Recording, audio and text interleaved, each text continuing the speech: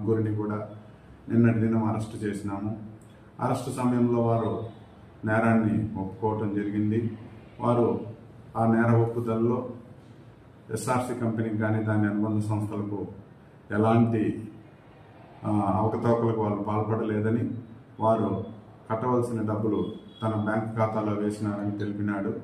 అంతేకాకుండా ఈ క్రమంలోనే ఉన్నం మారుతి చౌదరి, సన్ ఆఫ్ హనుమంతరాయ చౌదరి, వీరికి అనగా మోహన్ బాబుకు అలాగే మీసేవా బాబుకు అప్పుడప్పుడు ఫోన్లు చేసి వారి దగ్గర నుంచి వారిని లోపరుచుకొని వారి దగ్గర నుంచి ఈ స్టాంపు పేపర్లను కూడా తీసుకోవడం జరిగిందని తెలిపినారు.